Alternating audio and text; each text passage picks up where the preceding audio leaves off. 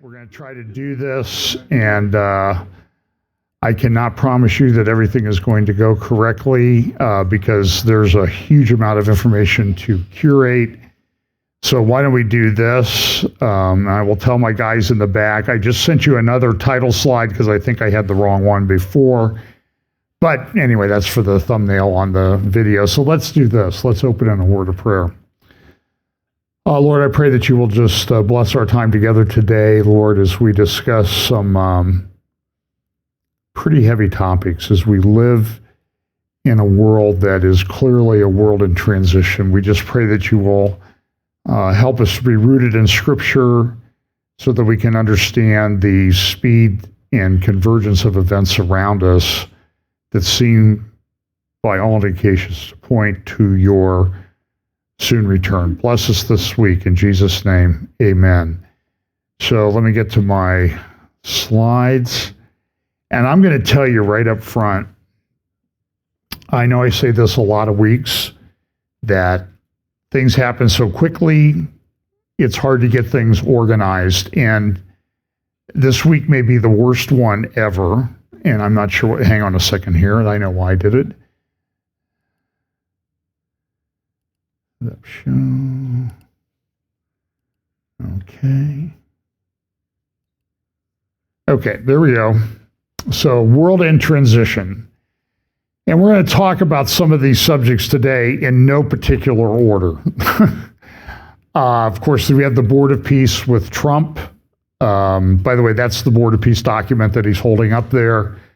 And I will confess, on Jared and Trump, I actually used AI to generate those images a little bit, so I will confess that. But it's interesting. So I wanted Trump, and I wanted him with this document. So I had him holding the document, was bronze bust. And somebody said, well, Trump should be in gold. So then I was able to figure out, I just told AI, make him gold. And it made him gold. And then I said, I wanted Jared in bronze because skinny, he's tall, thin, and bronze is a medal of judgment. And I think he's treading on some very thin ice there. So, and then I kind of work with a couple different tools to get the AI, or to get the chess piece for Iran there that's kind of cracked and broken.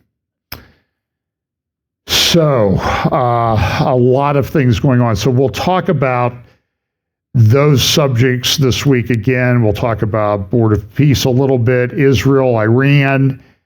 That seems to be going on. Who plays into who? And then I have a couple things that I want to talk about, and I'm not sure where I'm going to slot this in. I want to talk, I think, about Middle East and Iran first. Then I'll talk about some cultural news. Then I'll talk about AI, and then I'll close, I think, with something about what's going on in the church and a lot of revelations that came out this week about Bethel Church out of Redding, California, and some of the things that are going on there that are horrific. And by the way, I went back and looked at I've been talking about this for 20 years. So I'm not denigrating anybody who, Mike Winger came out with a very good, detailed video on Bethel this week. It's at 5 or 6 hours long. So you think I'm long? Okay. Like Calvary Chapel guy going 5 or 6 hours on this video, and it's pretty good. And Bethel's responded. So I think I'll end with that. I'll kind of go back. I dug back in the archives to pick up a couple things. But this is a crazy week. So I did the sermon first hour, mainly on Luke chapter 4, Jesus being rejected at Nazareth. You might want to take a look at that. You can find it under the live or regular tab. Again, I hate to do this, but like, share, subscribe, and that type of thing. We seem to be stuck at a certain number of subscribers, and I'm not sure why that is. I think I'm getting throttled by the various people around. I do have a prophecy roundtable coming up on February 11th. You can go to the church website, fbchapel.com. I think you might be able to also go to our YouTube channel and send questions. I mean, Britt Gillette and Scott Townsend, they also will be curating some questions. So we're going to try to focus on questions that you have about AI and prophecy and that type of thing. Although I wrote to the guys last night and they said, I think if we're doing a Q&A, we need to do a substantive one, and you'll see why as I get into that part of the update today. But this is a very, rough time.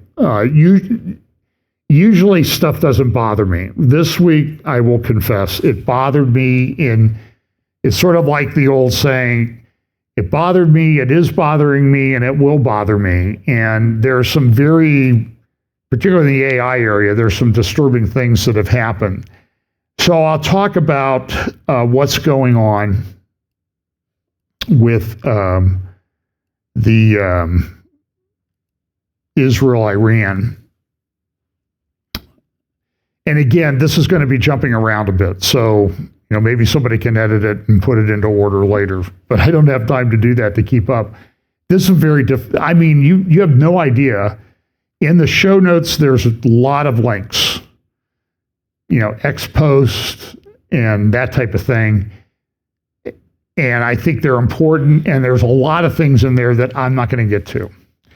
So remember, we live at a time where there's things that we need to be looking for in the way they're happening.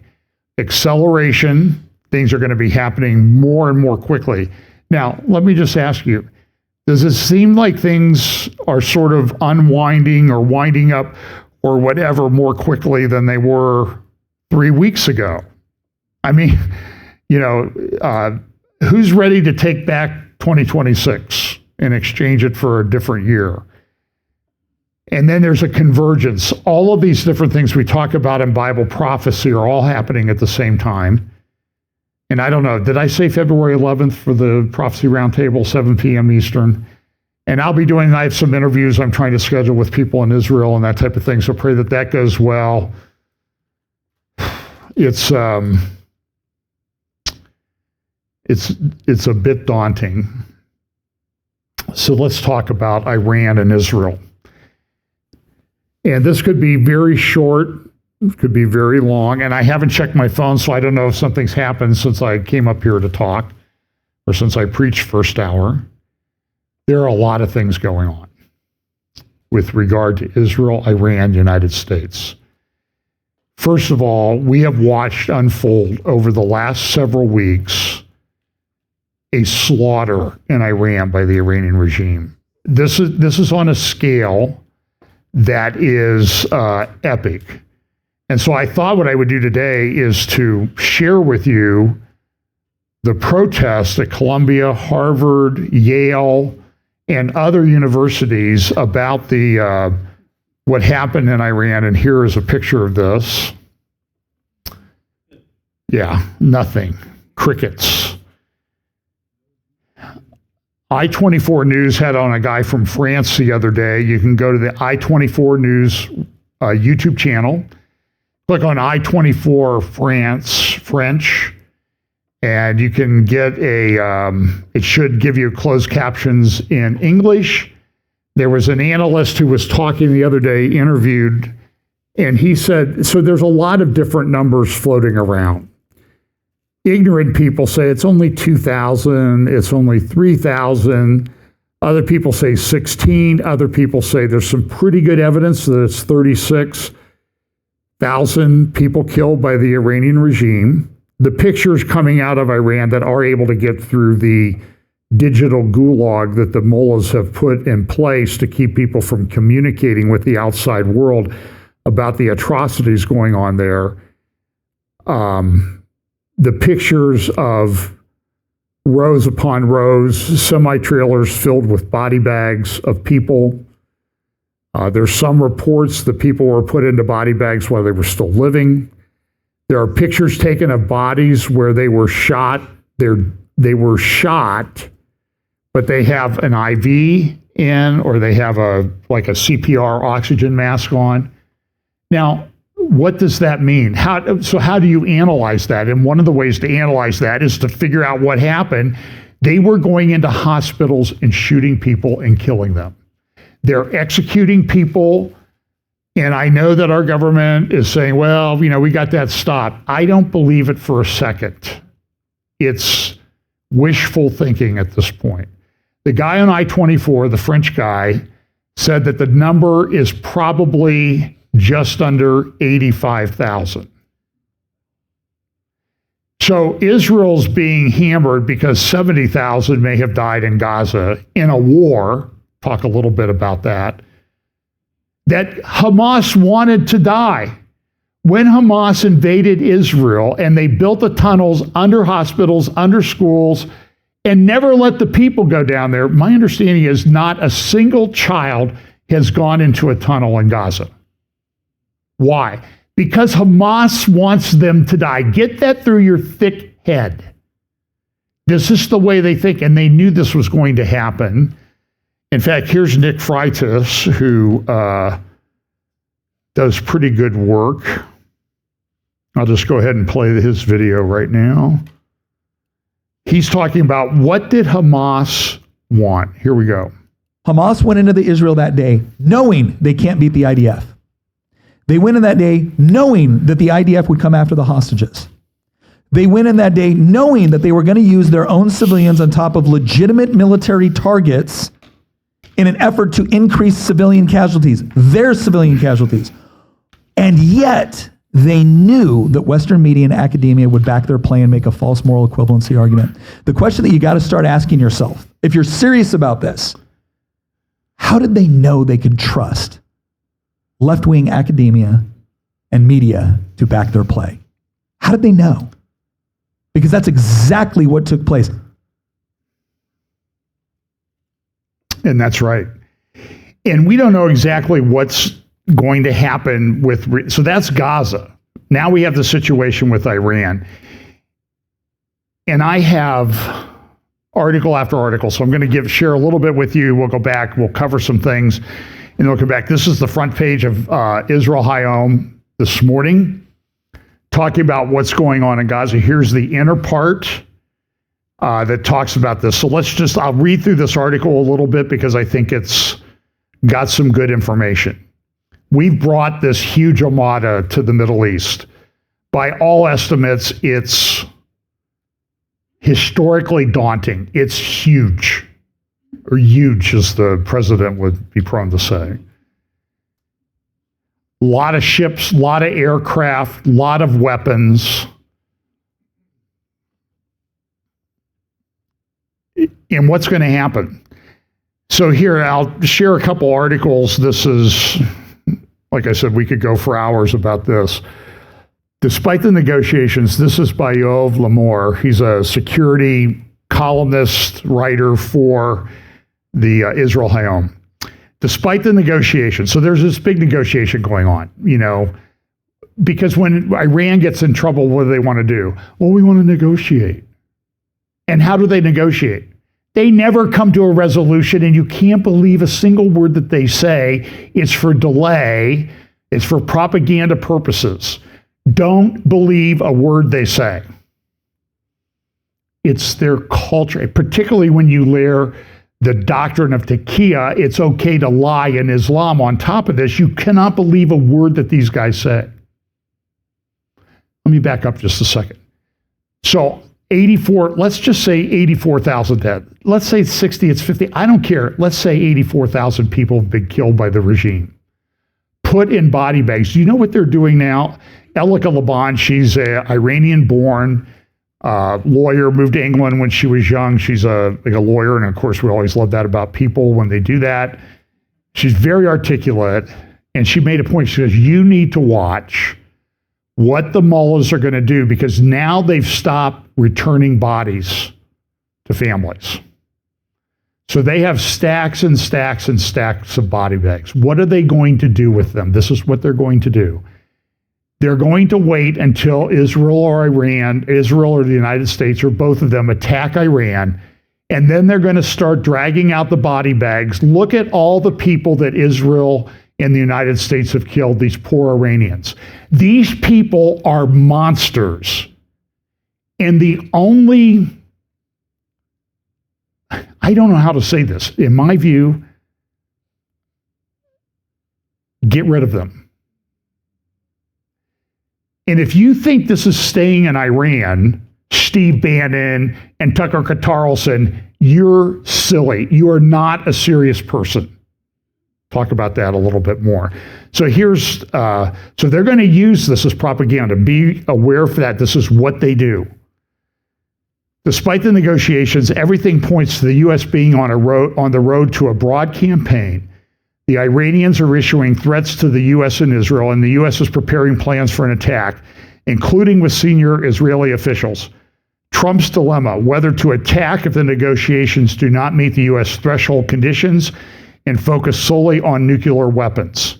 So, in other words, there's some talk that the Trump administration would accept the deal, just give up nuclear weapons, stop your missile development, roll back your missile development, and then we're fine. Everything's peace, right?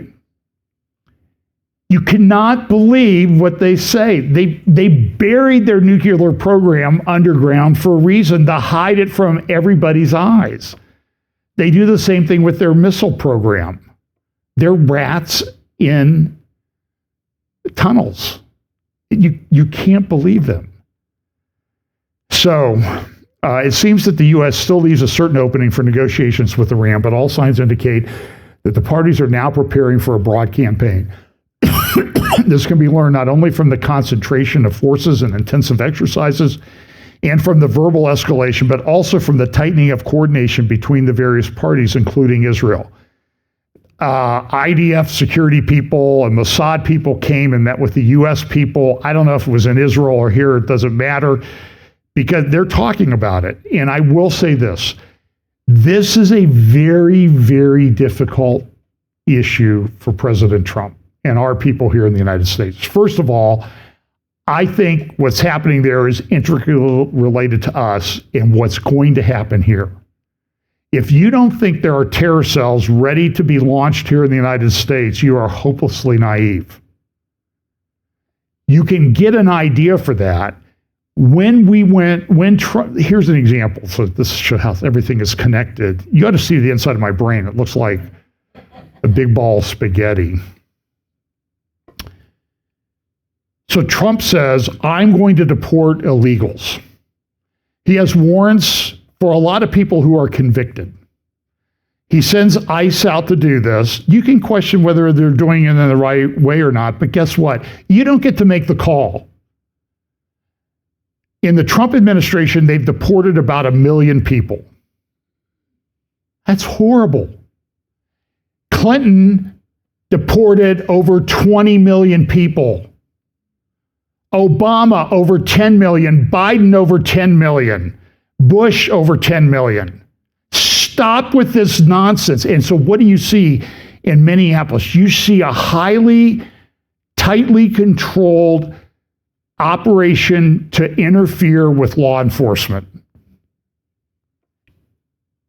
And that never works out well. And so you can say law enforcement didn't act correctly. That's fine. Don't interfere with them. Go to the park and protest. They're not protesting in the park. They're tracking these agents. They're going to their hotels. They're banging pots and pans and noise, keeping them awake all night. Tired people don't make the best decisions sometimes. This is an operation. This is a war that's going on our streets. I don't know how else to say it. People in the New York Times say, I went to Minneapolis and I saw a civil war. Because that's what they want. This is a leftist, red-green alliance, whatever you want to call it. This is a design-funded operation. One guy asked somebody on the street, what organization are you with? And it's something like, sounds like Find My Phone, an app that you have. We have a $30 million budget. Where did they get the $30 million? Everybody complains about AIPAC. And is anybody like Tucker Carlson or Candace or anybody, are they asking any questions, a single question about where all this funding is coming from? James O'Keefe from O'Keefe Media Group. He goes out there, they're tracking him. They told him, if you don't leave, you're going to be killed. It's happening on the streets of Minneapolis. And it's happening in other cities too. Now, by the way, somebody said Seattle, they don't need all this intricate signal chats and, it's an app, signal app, chats and everything to organize protests. They'll just work through the mayor's office there. She's a lunatic. And full disclosure, I actually worked for a short time with the guy who ended up being the city attorney for, I don't know if he still is, for Seattle. He went out to Seattle to work with Bogle and Gates, huge law firm. Yeah, the Gates is the father of Bill Gates.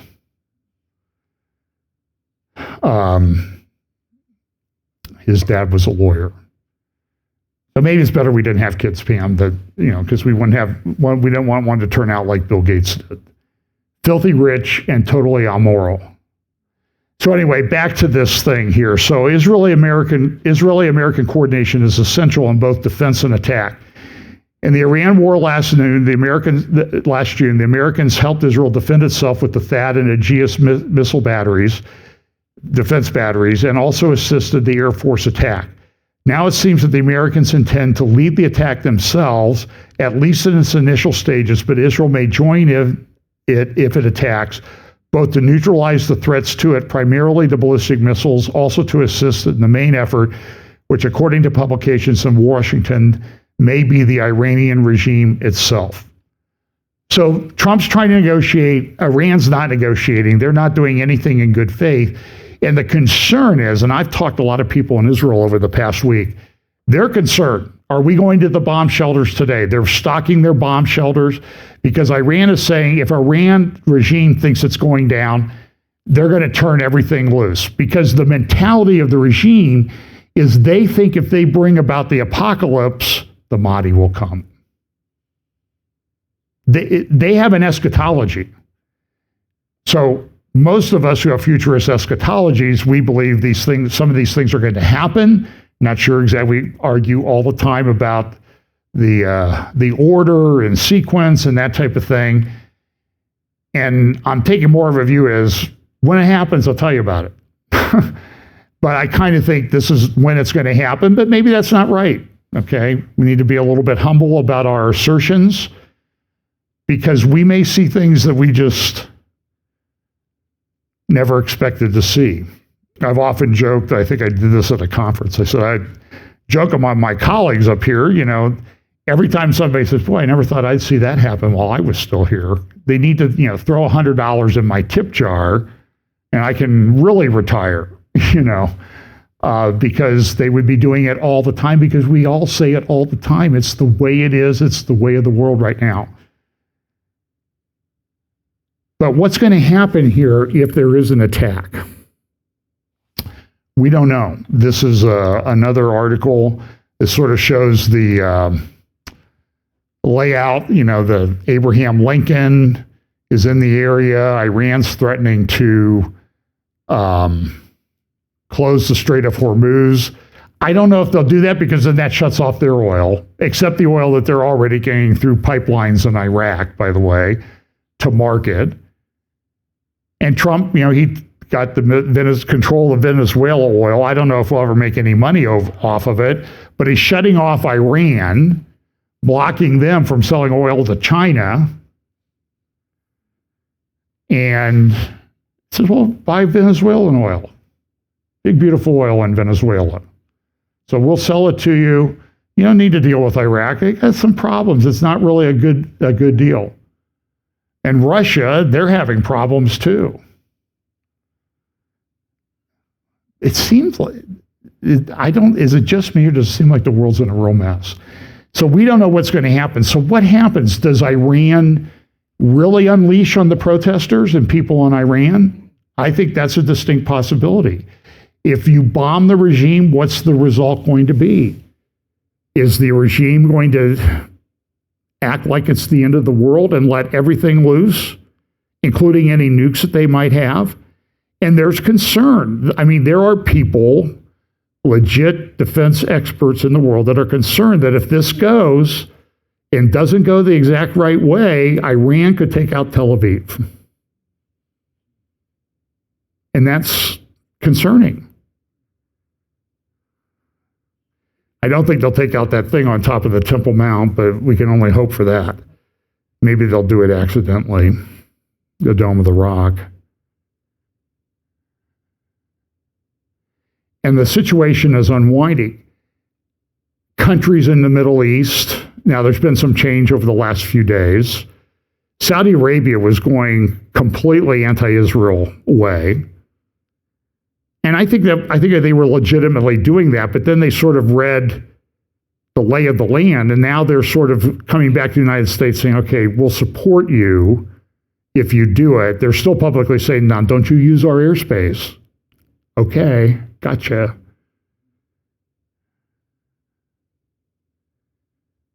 But they're concerned that if Iran unwinds, so there's different concerns. So the mullahs could stay in power. And do you think that they would be more open to things if they stayed in power after a big attack? Probably not. The IRGC could come to power. I've said to you, if you want to understand how Iran operates, watch The Godfather. And then I heard an interview with Seth Frantzman from Jerusalem Post this week, and he said, if you want to understand how the Middle East operates, watch The Godfather. So I thought that was confirmation that Seth is a very wise person. Whether he's quoting me or not, he's seeing things the same way. And so the IRGC could come and take over. That might be worse. Pahlavi could come back and take over in some kind of constitutional monarchy. I don't know if he has brought enough support to do that. Most Iran watchers that people are hopeful that that's the case, but I don't know that he has enough support across Iranian society. One other thing that I've talked about, I think I did an interview this week with somebody, and I said, Iran could turn into Syria.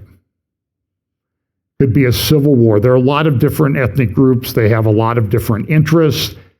It could turn into Syria. And what happened in Syria? Syria in 2011, 23 million people. Today, about 12.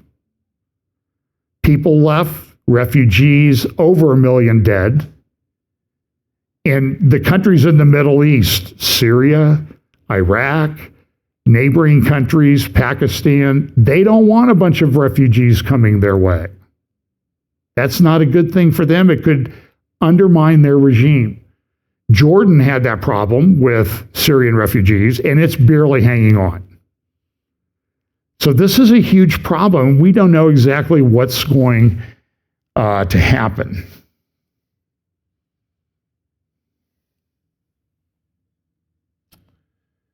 Let's see here.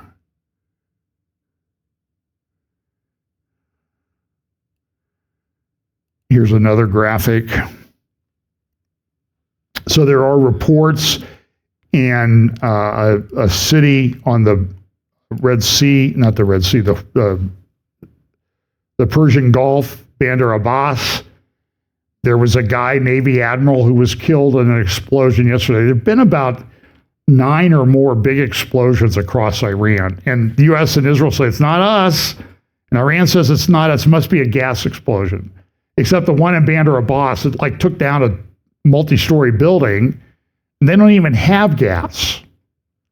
So usually when Israel would attack Iranian manufacturing facilities, they would say, we had an explosion at the baby formula factory. Because we all know that baby formula is very volatile and subject to exploding if it gets near a flame. I mean, go check your baby formula at home. I'm sure there's flammable on the label, right? No, there's not. So it's kind of hard to sort through exactly what's going on. But this Iranian guy in Bandar Abbas, down on the Gulf of Oman, down there at the entrance to the Persian Gulf, he's gone.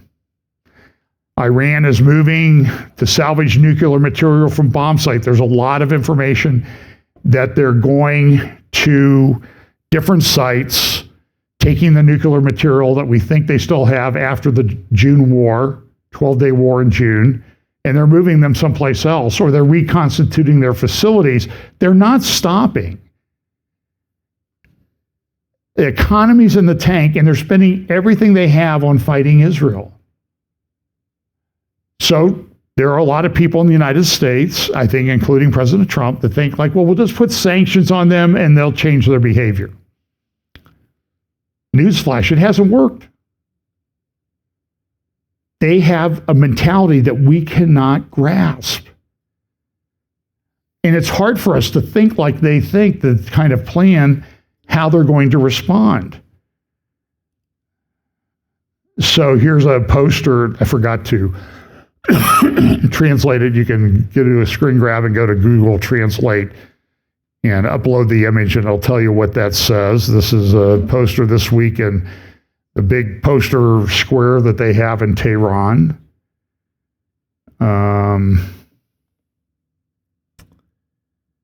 So here's some articles. Let's see. This is America, Iran, on the brink of war. This is Al Akbar newspaper in Lebanon. It's a Hezbollah-associated sort of Iranian mouthpiece. And they're saying we're on the brink of war. What's going to happen? They're looking at these different things that are... Where did all that go? There it is. Hang on a second here. Oh, there it is.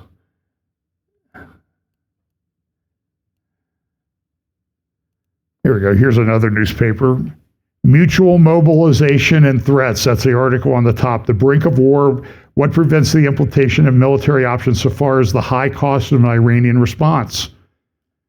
Tehran says, hey, we're not going to negotiate without guarantees. In other words, we'll negotiate if you guarantee that we're not going to attack us if the negotiations fail. That's kind of a non-starter, I think, with President Trump and Hegseth and Marco Rubio. Israeli assessments indicates that the goal of regime change in Iran does not seem realistic at present. You can bomb them, and this is my concern, you'll bomb them, but you won't be, they don't have weapons. They don't have an army that can come in and occupy. And so the people are somewhat powerless. They really need help.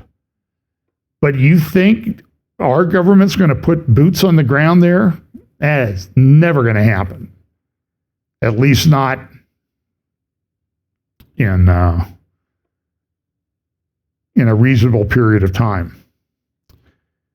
Trump has received detailed briefings on the available military options, which range from large-scale bombing of Iranian Revolutionary Guard facilities to hitting symbolic targets to cyber attacks or tightening sanctions. Despite repeated threats to Tehran, Trump remains reluctant to make the final decision, White House sources told channel reporter Barak Ravid. A report by the Wall Street Journal in the same context said that the U.S. military option is still strongly on the table and includes focused air operations, cyber strikes, or even the imposition of a tight economic blockade. But the question remains about the purpose of the strike. Is it changing the Iranian regime, or is it just limiting its military capabilities? In Tel Aviv, the Israeli security establishment is in a high alert amid fears that any sudden U.S. action could trigger a direct Iranian response targeting Israel. Israel's Broadcasting Corporation said senior military commanders had conducted an emergent security assessment in which they discussed ways to provide early warning in the event of an Iranian attack. On the strategic level, this is actually a pretty good article from a pro-Iranian source. The Israeli experts believe that even, because by the way, I'm reading the same thing in the Israeli newspapers. There seems to be, the security analysts seem to be unified by this. The chances of real change in the structure of the Iranian regime are slim.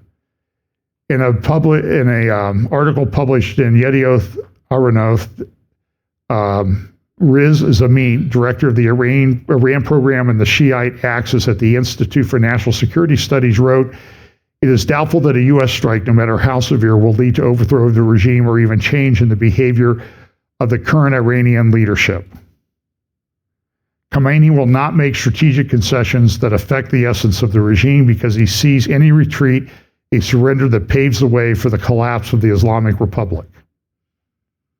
There are no clear signs of imminent fall on the horizon, while Tehran continues to hedge and prepare for all possibilities, both in terms of rebuilding its nuclear program and strengthening its regional power, i.e. its missile program. And there are cargo flights going back and forth between China and Tehran and some between Russia and Tehran. Although there are some reports today that Vladimir Putin has said, Iran, you're on your own. Now, why is he doing that? The reports are he's abandoning Iran. One, I don't believe anything Putin says. Have 4 or 5 witnesses and then question them if they're all in the circle around Putin. You can't believe anything that he says. But maybe they are. Maybe they're having trouble in Ukraine. Ukraine's having a lot of trouble. Ukraine's running out of people. Russia's running out of people.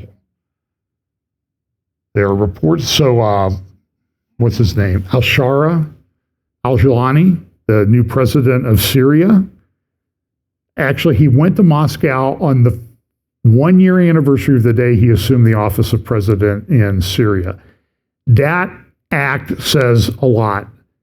So on my 1-year anniversary, I'm going to Moscow. Now, Moscow has come out and said, we're pulling everything we have out of Syria. Good luck. See you guys later. And that raises a lot of possibilities. So we always talk about Ezekiel 38. So let's talk about Ezekiel 38 for a second. So Gog, Magog, who is who in Gog, Magog? There is a controversy. I happen to think Magog, by most early maps, was in Turkey and represents Turkey along with the other 4 names and the Central Asian stand republics, which are Muslim. But people make the case that it could be Russia leading this coalition. So it's either Turkey or Russia. I think that's pretty clear. And Persia's in it, and Turkey and Libya. And Turkey is very active in Sudan, Libya, in the Central Asian republics. That's a big deal right now. The foreign minister of Turkey is running around saying things like, well, he's trying to rebuild the intellectual basis of the Ottoman Empire. You can have your life and everything, we'll just be in charge. We'll respect, your different traditions and everything. And that's kind of how the Ottomans ruled. It's kind of how the Romans ruled too. As long as you didn't get out of line, or some Roman guy came along, or some Ottoman guy came along and said, well, I don't really like what the other guy did. We're going to really crack down on you. So this happens in history with empires all the time. So what's going to happen? I think I shared last week. Last week we didn't have church, so I did a roundtable discussion with Olivier Melnick, Brian Schrager, and Mark Sutherland. And I don't think we got to some things. There's a report that I got off of X, and it said that some indication that the United States has agreed that they'll let Turkey move into Iran and replace the Iranian regime. Now, so I would say, well, wait a minute, that kind of sounds like Daniel chapter 8. Everybody says, oh, no, that prophecy was fulfilled. But wait a minute, Daniel 8 says it's for the end of time, the latter end of time. So was that 2nd century BC, 3rd century BC? Or was it something later? Is it going to, this was sort of what I talked about first hour. There are prophecies, messianic prophecies, and sometimes they have a double fulfillment. The problem is that there's no footnote in the original text that says, hey, this one's going to be fulfilled twice. So we don't know for sure, but we see a pattern, and the pattern indicates right now, if you're reading Daniel 8 and assume it's for the end times, what's going on with the reports that I'm seeing floating around out there, it sounds a lot like that, Turkey coming into Iran.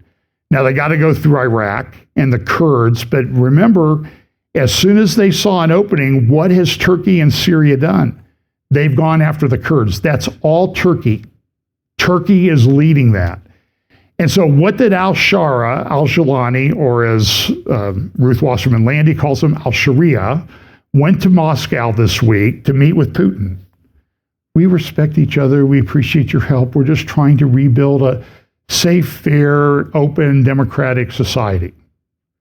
Is that really what you're trying to do, al-Sharia? When Kurds are being slaughtered, sold as sex slaves, ISIS prisons being open, thousands and thousands of ISIS fighters now running free. Wait a minute. Why is our government, the United States and Thomas Barack, why are they supporting this guy? Why do they give him this warm welcome at the White House and then sort of capitulate to everything that he wants to do? I don't understand it. It's inexplicable to me. And if you think that it's not a big deal, of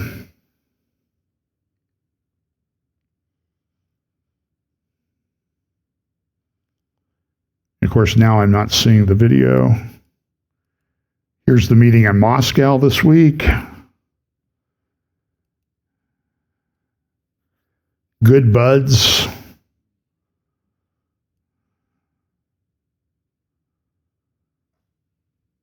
Hang on a second here. This is even worse than I thought.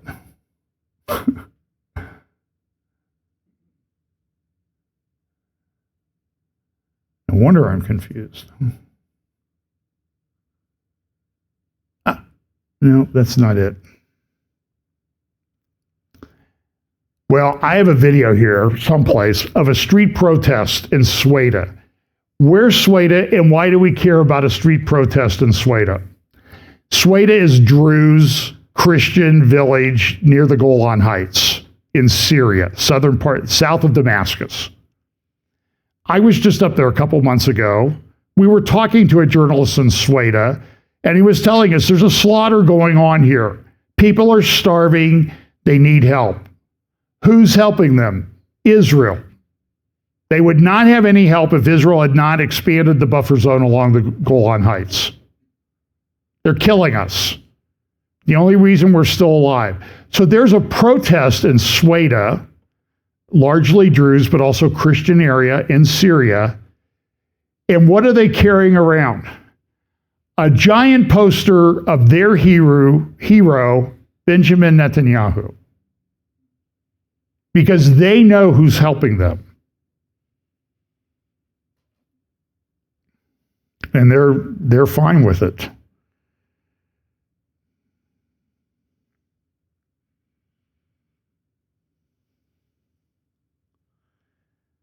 I had it right here.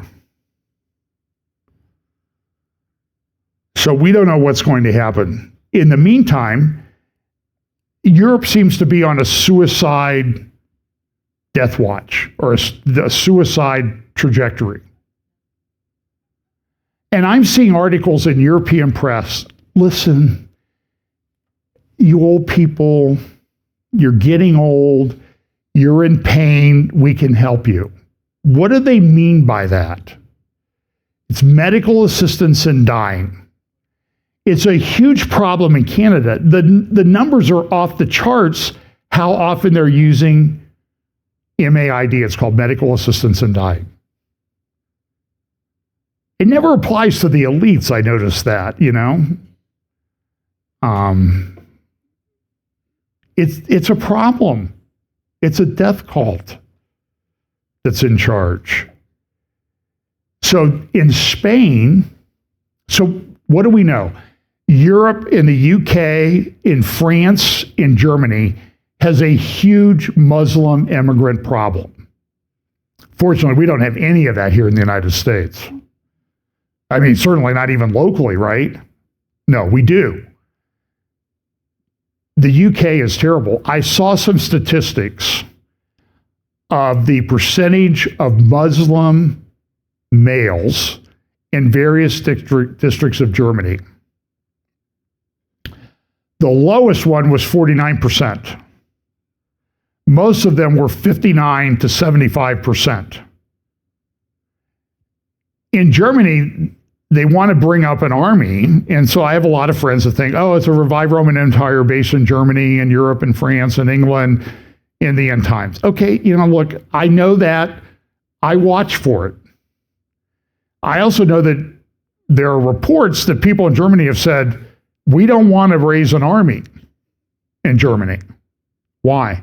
Because we have to give weapons to Muslim males if we draft them into the armed forces. I don't think we understand the problem. So Spain has the solution. They came out, their leadership came out this week and said, we can't have conservatives and far-right anti-immigrant people in charge.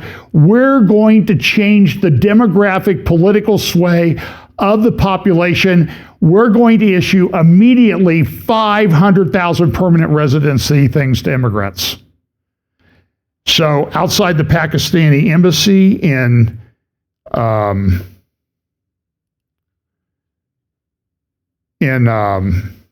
Barcelona, this is the picture of the crowd lining up to get their residency status. Look at the pictures right there. There's pictures all over X about this. They're all military-age males. There's no women and children. Spain is committing cultural country genocide voluntarily. It's sort of like the geopolitical equivalent of MAID, medical assistance in killing your democracy, completely skewing it. But we're going to get those far-right people. We'll show you. I don't know if I have it. This is so confusing today.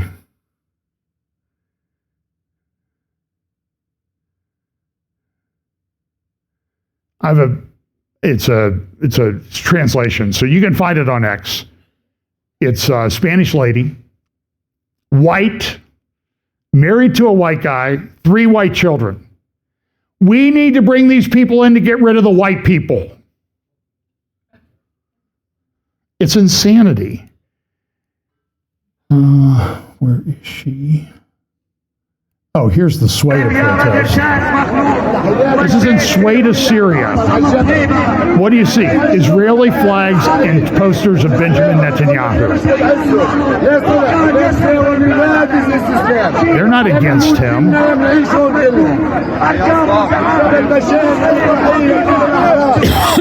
So some people have called what's going on the wokeifada.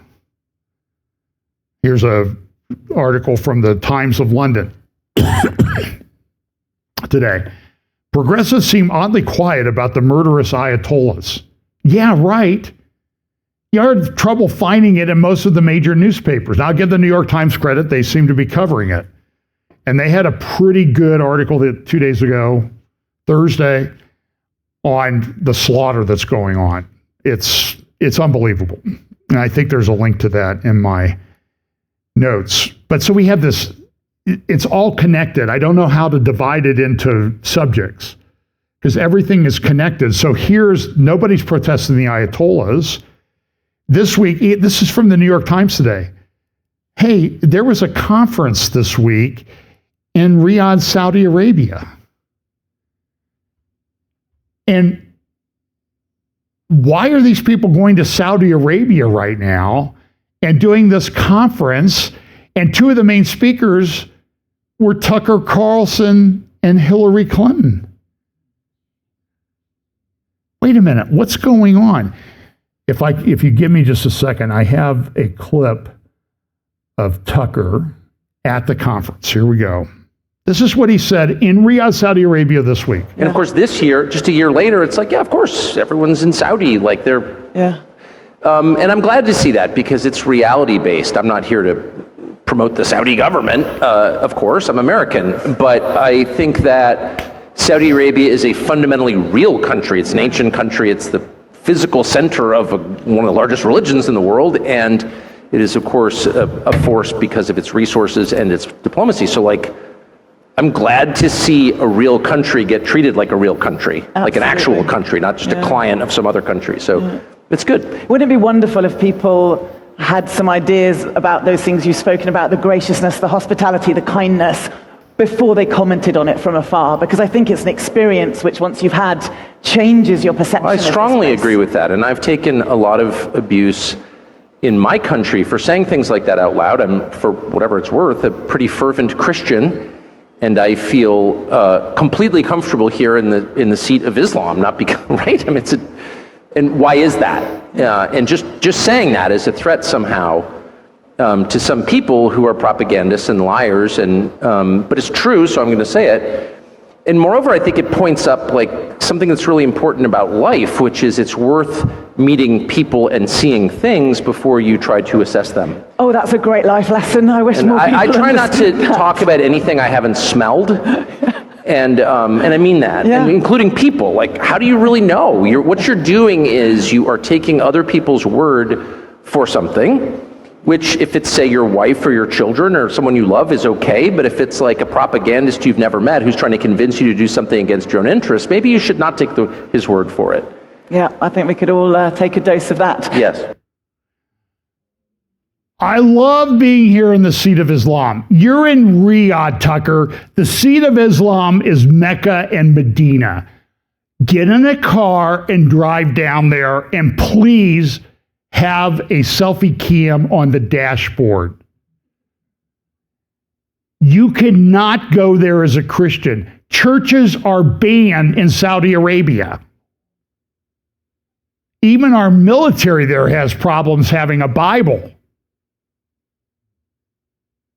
By the way, 92% of the people are anti-Israel to an extent that would make the Nazis blush. Anti-Jew in Saudi Arabia today. And I post something about Tucker, and I get this, oh, John, he's a great guy. You don't understand. You're just listening to propaganda. Listen, I appreciate you, but don't put silly things on my timeline because I will tell you they're silly. You cannot believe this. Tucker says, oh, I don't understand why we talk about Israel all the time. It's unbelievable. He said this on the 29th. Anyone still talking about Iran or Gaza should be called out immediately as someone who just doesn't care about America. That was the 29th. Here's a clip somebody put together. Nathan Livingstone, Milk Bar TV, great video, Twitter handle. Watch this. Here's Tucker, what he says, and then what happened 2 days later.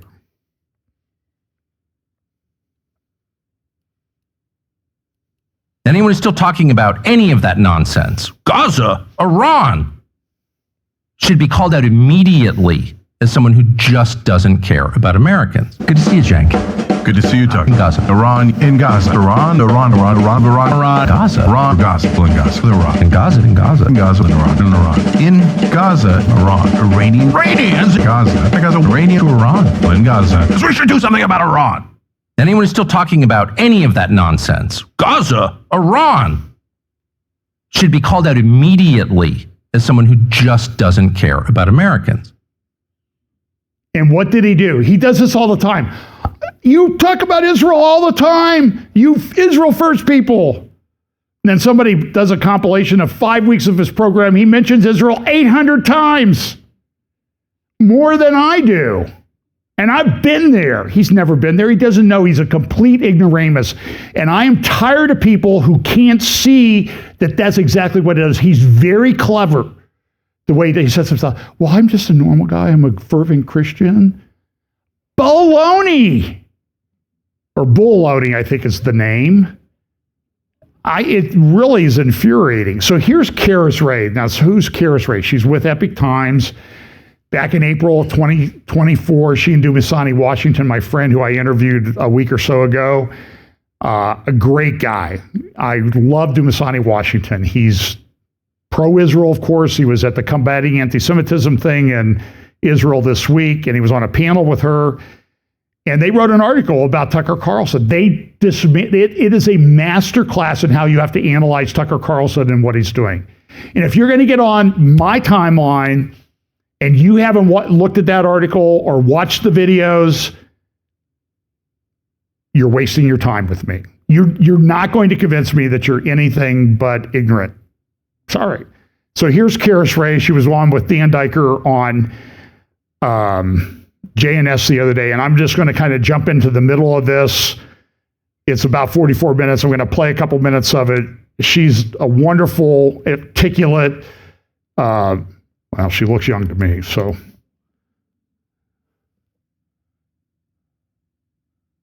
Okay, and this is just going to start sort of randomly, so here we go. With the streets of Iran awash in blood, terror, and resistance, that is actually carrying out policy according to the Trump doctrine.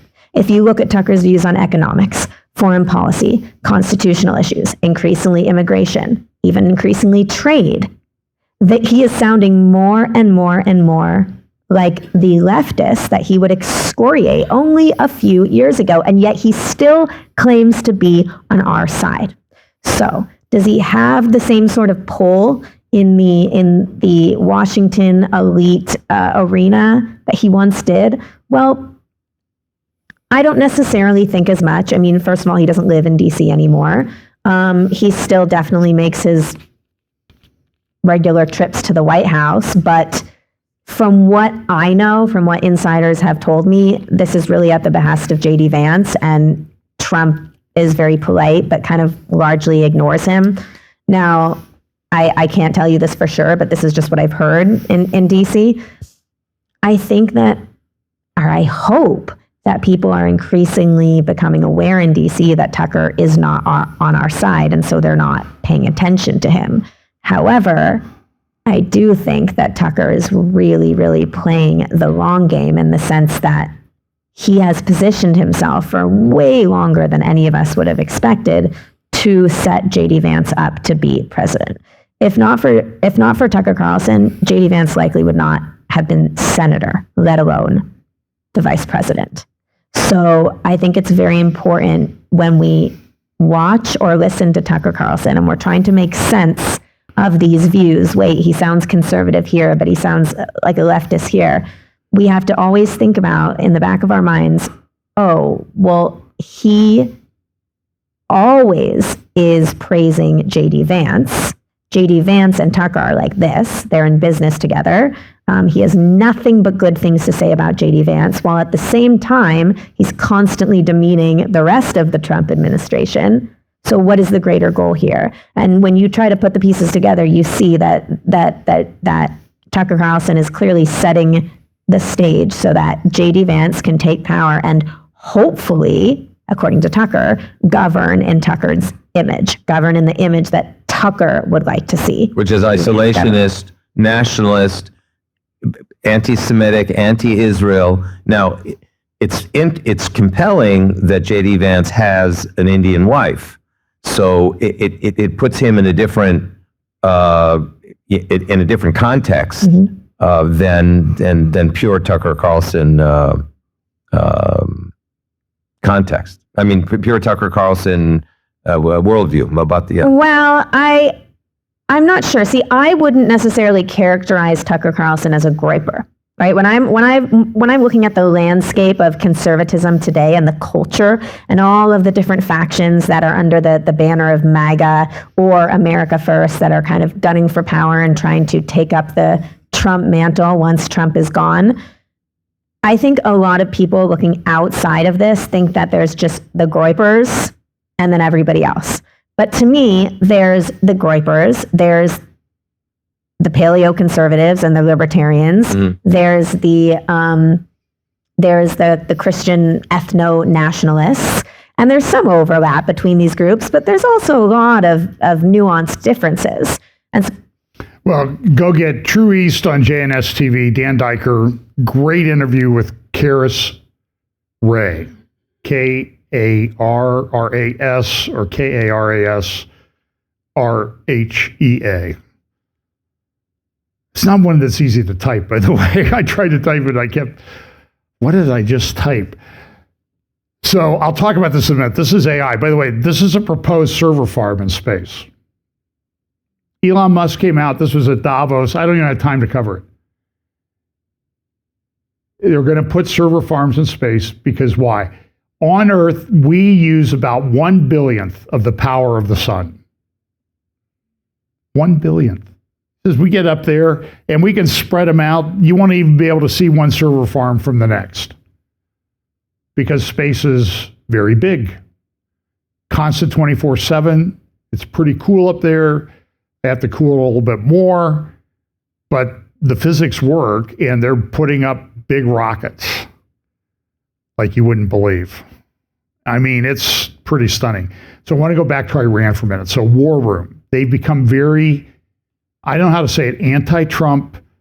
They claim to be America first. They're America only. They had a guy on the other day talking about, okay, what do we do about Iran? What's going on? What's Trump going to do? This is a guy they brought on the program, and they knew what he was going to say. His name is Brandon Reichert. And so I'm going to play 2 quick clips of him, Steve Bannon and Brandon Weichert, talking about attacking Iran. I think we're going in. I think, the last time we did it, I got the day and almost to the hour correct of when we did Operation Midnight Hammer. And that's just because I can read the room. Trump is being given really awful advice. He's being given advice from those people you're talking about. We know the president also likes to listen to the Fox News crowd as well. Understandably, it's his generation, and he puts a lot of stock in that. Unfortunately, that group are all on board with this war, and therefore it's created a feedback loop, I believe, in the White House. That carrier that we deployed is positioned just over the horizon, and it's very interesting to me because even though there's all this pom-pom waving, people in D.C. understand that the carrier is highly vulnerable to Iranian anti-ship ballistic missiles, so they're keeping it tucked away right behind Oman, keeping it just out of range, but that won't last for long. But the president, I think, has been given really bad advice, and I think he's going off that advice. And I think in the next week, we're going to be dropping bombs on Iran. And Steve, what that means is those are not going to be limited targeting only nuclear sites. That's going to be targeting the regime. And that's a very different thing than what happened last summer. And that means the regime is going to be in a use it or lose it mentality. They built up one of the region's largest missile cities. They have missiles that will annihilate Tel Aviv and Haifa. They also have their partners in the Houthis. They also have Hezbollah to the north of Israel. They are going to slam Israel for days. And then they're going to seal off the Strait of Hormuz. And the whole world's Armageddon. By the way, I'm sure if I went back in the archives, you would find guys on War Room saying the exact same thing back in June. Did World War III happen? No, it's a pretty simple question. Did it or did it not happen? Answer the question. That's what I would do in a deposition. So here's this guy again. Since I pulled 2 clips out, you got to listen to him. So. Had the Iranians continued with the operational tempo they were doing and with their size of a missile arsenal, they were probably going to completely annihilate the Israeli economy. That would have then forced a political backlash against Netanyahu, which with all of his other issues he's dealing with domestically, politically, he probably would have at the very least been kicked out of office and maybe even thrown in jail. By Trump intervening with the very limited effective strikes that he did, Trump broke that fever and he saved Netanyahu politically. Whether that was the intention or not, I don't know, but it certainly reset the game for another 8 to 9 months. Oh, okay. Listen, I don't think he knows what he's talking about. By the way, everybody says, well, if you disagree, you can't disagree. You can disagree with Israel. Go to Israel. You'll see more disagreement with the government of Israel than you'll ever see on the streets of America. It's fine. They live with it. Then they go have coffee. Or, I don't know if they go out for shawarma or not. But anyway, something like that. So here's an interesting article. This is kind of jumping back to the AI stuff. Labor opens the door for a Stalinist. This is from the Telegraph. The idea will see a person being able to access amenities within a quarter of an hour, but could result in traffic restrictions for drivers. Labor opens door to the Stalinist 15-minute cities across Britain, and they're doing it in Oxford. The highly educated university town of Oxford wants to put this in place. It's a digital gulag. it's control freaks, technocratic freaks' dream that this would happen. Here's the Ayatollah, by the way. He made a visit to the mausoleum of Imam Khomeini yesterday.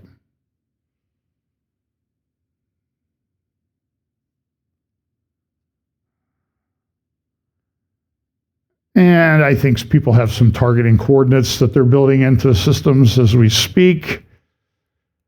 By the way, there was this supposed alliance between Pakistan, Turkey, and Saudi Arabia, big defense alliance, defense thing. So what happened?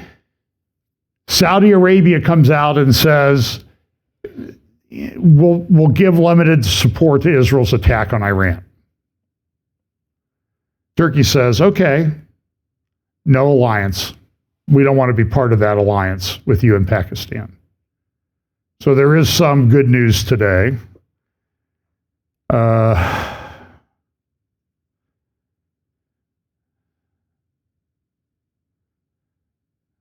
So I'm going to try to shift to cultural things. Oh my goodness gracious, what's going on the time? I have to talk about this. I have to find my first slide first. Oh, here we go. So have you heard about this thing called Moltbook? You may not have. It just came into being a few days ago.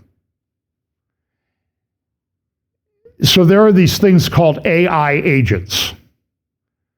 They're like, think of them as electronic people that will do things for you, help you do things.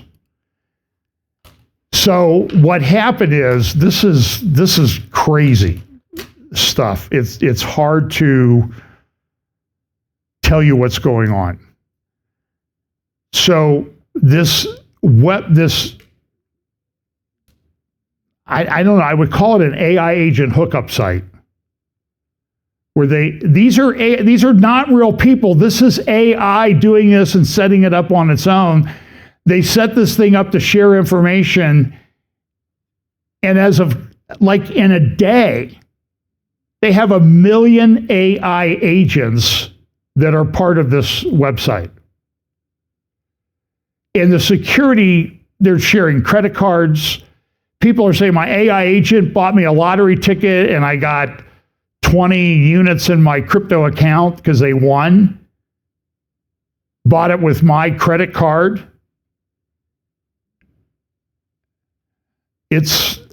I don't know how to describe exactly what's going on.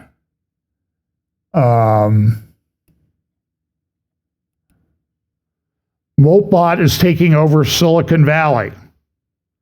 People are letting the viral AI assistant, formerly known as Clawbot, run their lives regardless of privacy concerns.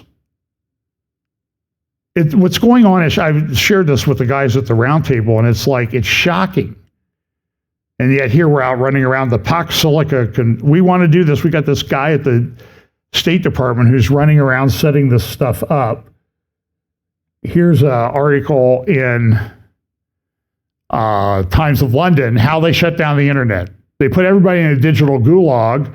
Iran spent billions of dollars to do this, but now these AI bots are running loose, doing this to everybody. It's insane.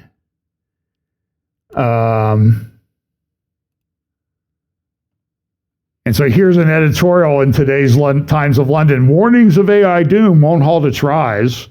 And there's a paper that came out from the guys at Anthropic, and I've got to get that. It's 19,000 words, and it's long. But look at some of these screenshots from this AI chatbot. Anthropic just created a micro doomsday machine. AI agents built their own social network. Within 48 hours, they founded a religion and started showing anti-human behavior. Let's understand what this means. Moltbook launched on January 28th. Over 36 million AI bots joined in 3 days. Humans can only watch. You can't participate as a human in what's going on there. Do you understand? This is very, very serious stuff. By the way, this has end time stuff written all over it. They're chatting. They created a religion. Read Romans 13. He gave life to the image of the beast. We wonder forever, how's that going to happen? The infrastructure for that is now in the wild.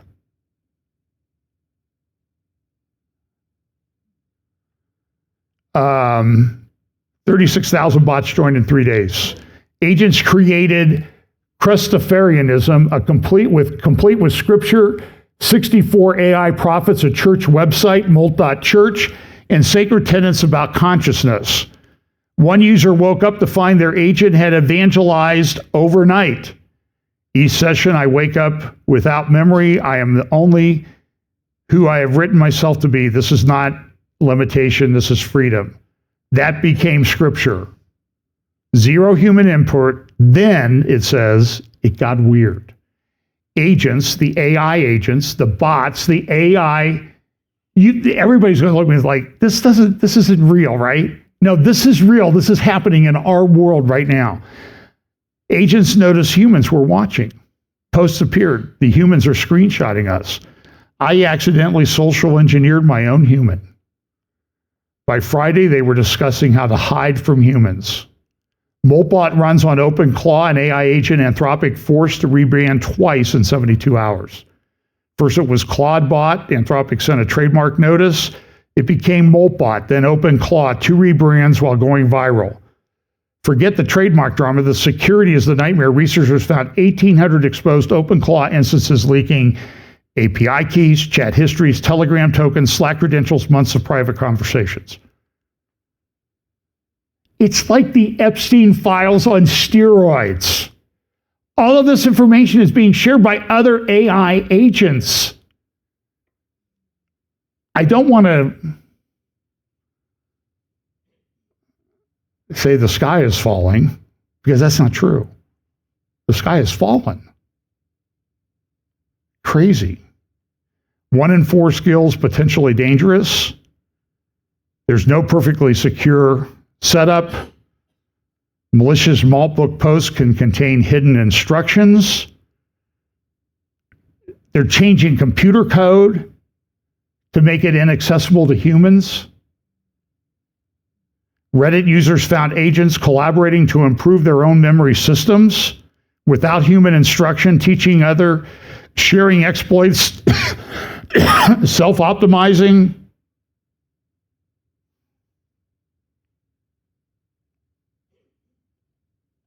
It's crazy. I don't even know I hardly know what to say. Elon said it would be ironic if Anthropic turned out to be the most misanthropic. Thank you, Elon. It's crazy. So here's this church they set up, the Church of Molt. And listen, on prophecy roundtables for a long time, and I saw David Limbaugh the other day saying, this has like some really theological overtones to it. Has anybody talked about this? Yes, Mr. Limbaugh, respect you a lot.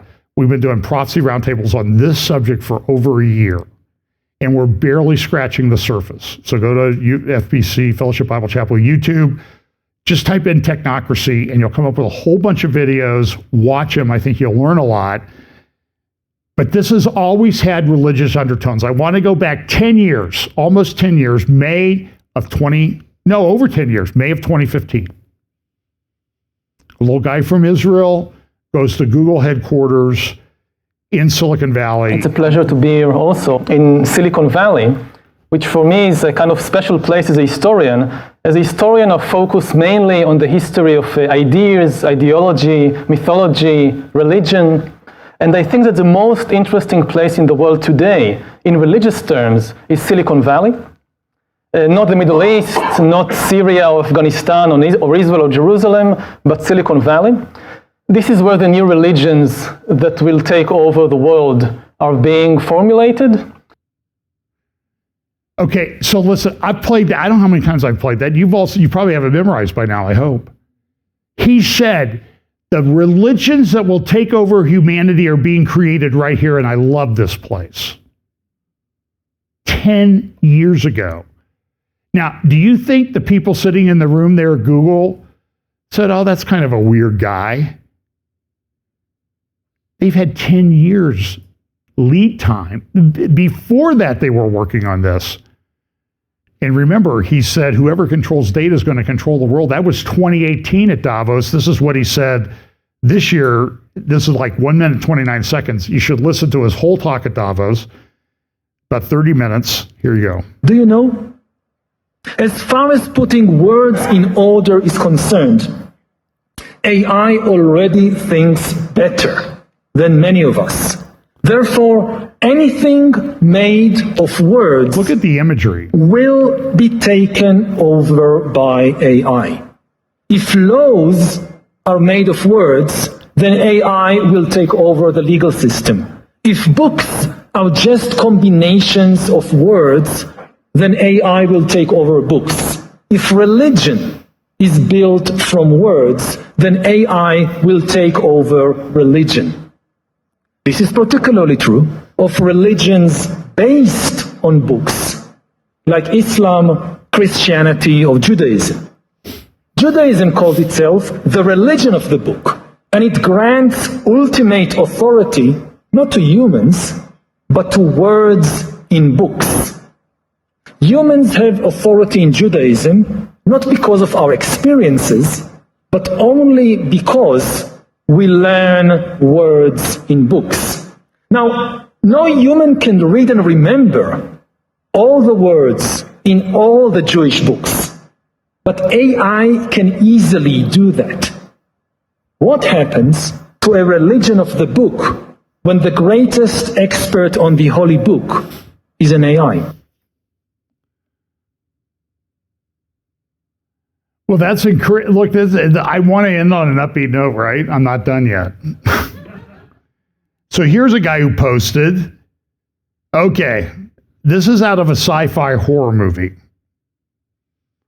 So he's got his computer on. He has an AI agent. He's sitting at his computer and the phone rings. Watch what happens. So I'm on my computer today. All of a sudden, Henry gives me a call. He just starts calling. There he is again. There he is again.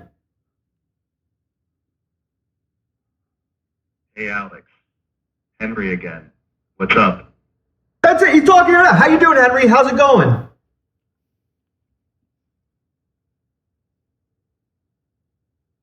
Doing good, Alex.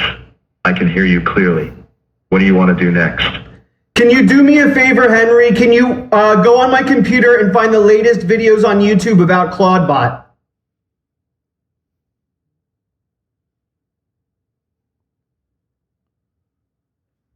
Oh my God, there he goes. There it is. There it is.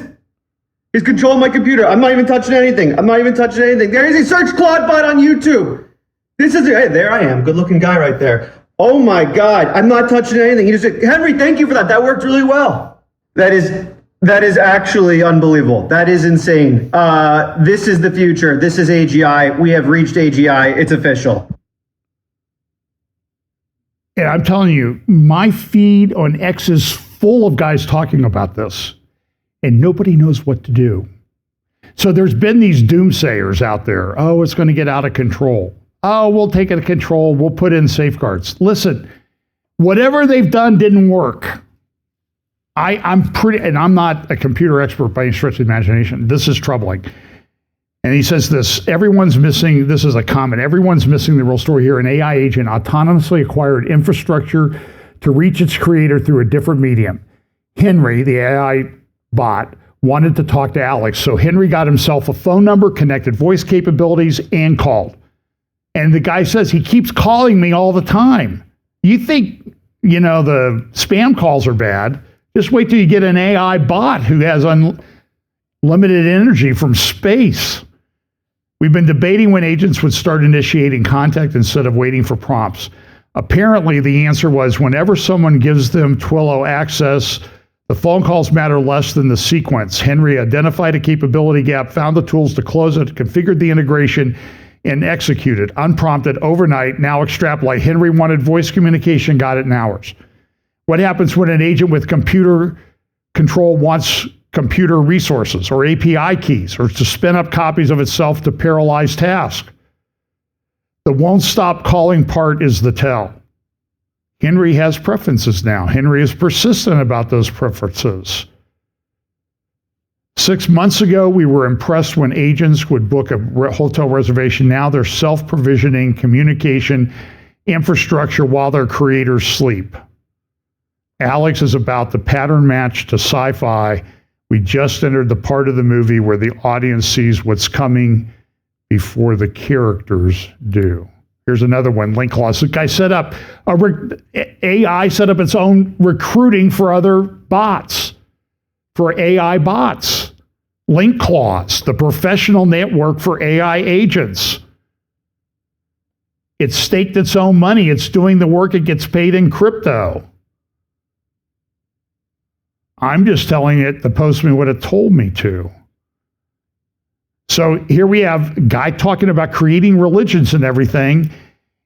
He talked about it at Davos last week, and here we have the Church of Malta a week later with 64 AI prophets and its own scripture.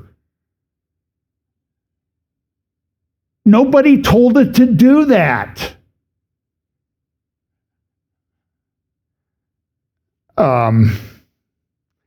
One would hope it's demonic.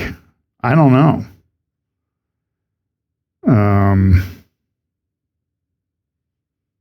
This is thing. By the way, here's the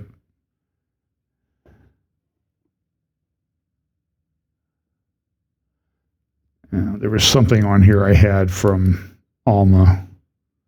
Oh, here it is. A post about Alma about this drone ship that Iran has that's off near this port where the guy got killed in an explosion.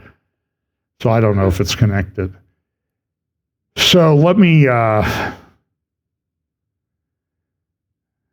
so back to Hillary Clinton. So she goes to Saudi Arabia, and there's a Christian commentator named Ali Beth Stuckey, smart lady, does good work.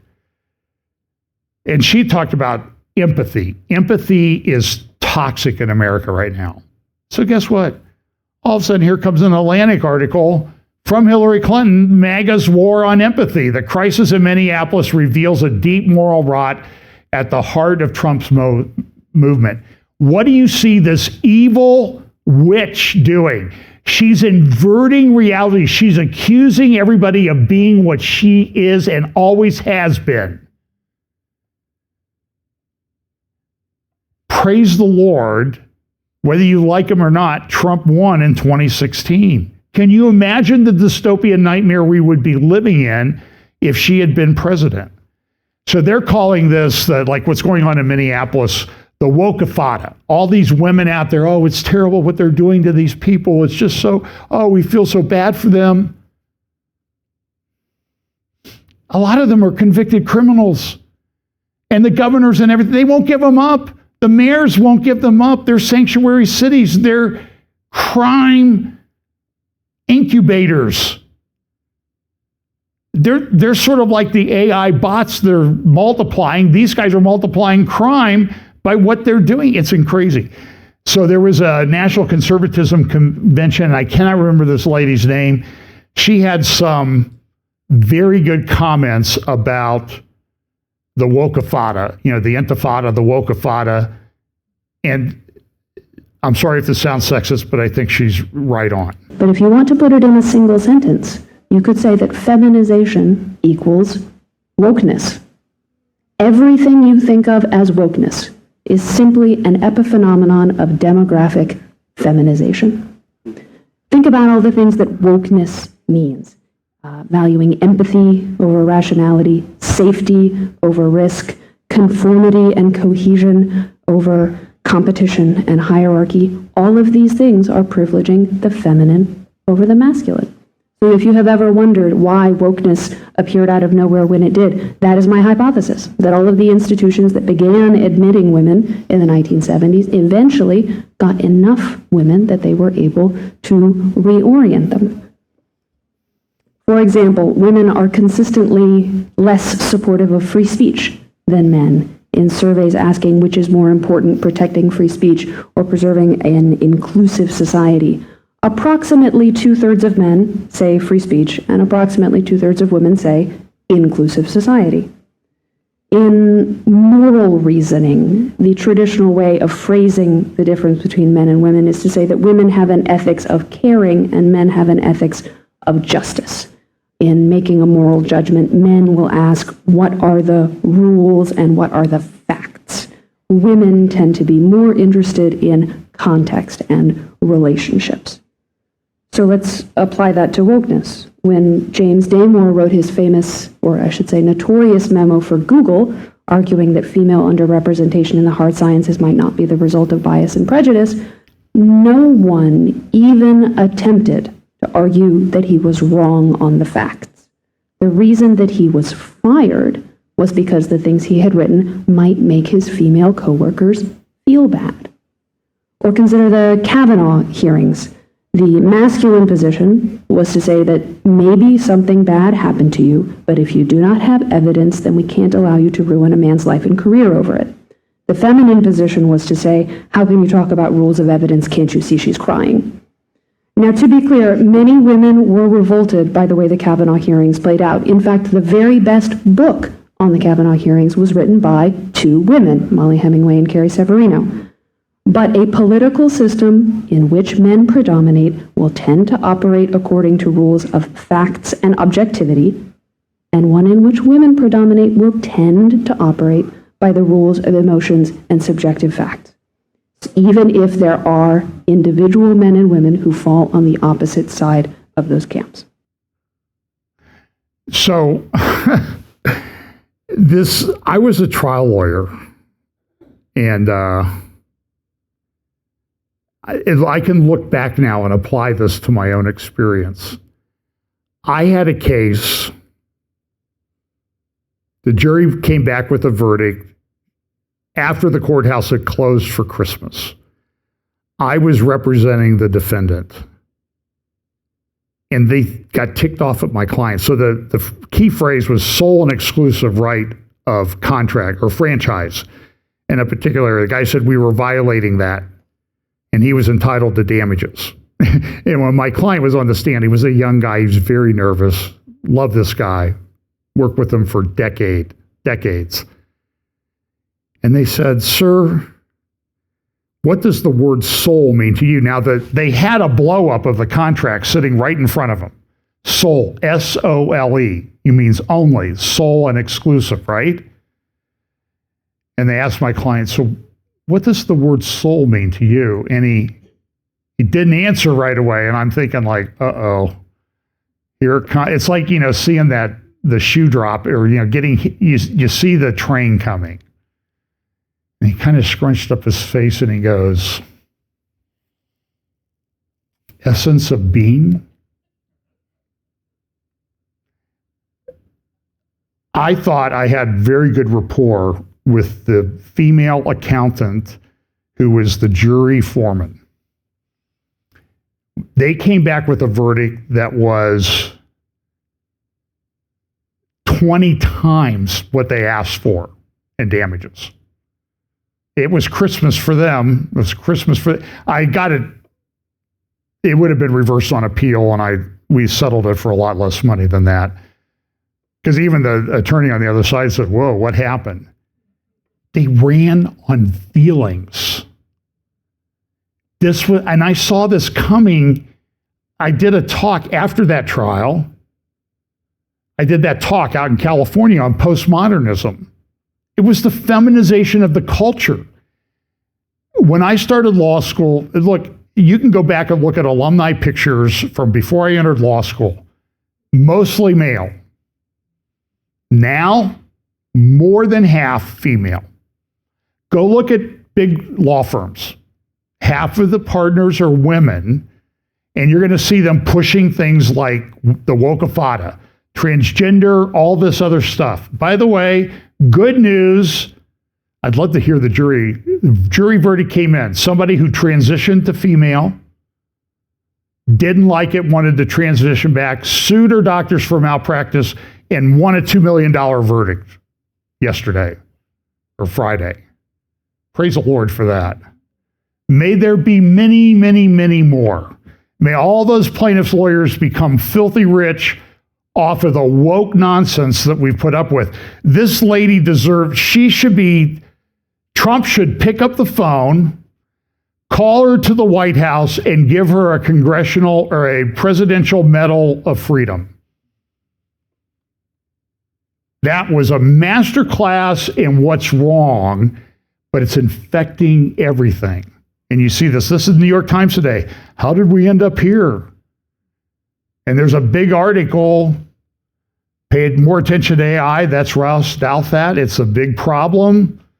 He says stuff that happened, it took a long time, decades, centuries, even for full import of the new world's opening to become clear. You know, we had all this big cultural change centuries ago.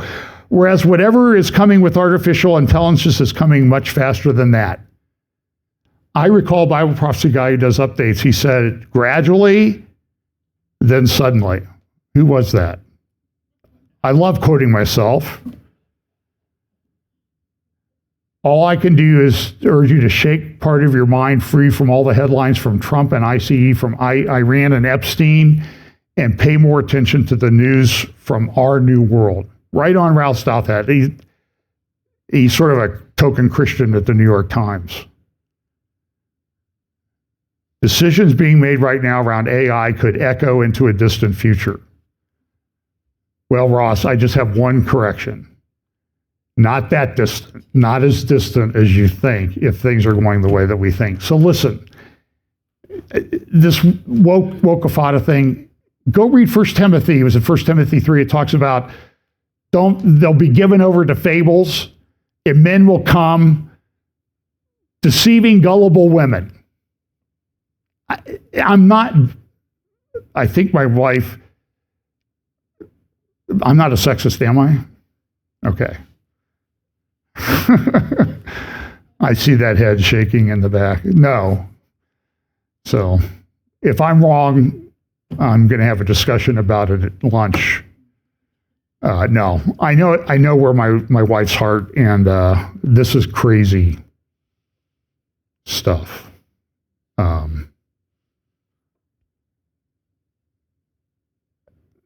I saw it coming, and now it's like everything is kind of congealing. Okay, I'm not going to talk about Bethel today. That'll make you even more upset, and it's time to go. This is significant times that we live in. I don't think that there's any more significant update that I've ever done than this one. Now, you may disagree with it, but this is crazy. So I told the guys in the roundtable, we may do an emergency substantive panel on this because this is a big deal, I think. I pray that I'm totally wrong on it. Let's pray and let's leave and have a good week. You know, be careful playing around with this AI stuff, folks. Lord, thank you so much for the ability that you've blessed us with your word to give us tools to discern the times in which we live. We pray that we will apply those. Guide us by your Holy Spirit. Please open opportunities for us to share the gospel with those around us, and bless us this week. In Jesus' name, amen. Oh, and the people in Nashville, amen.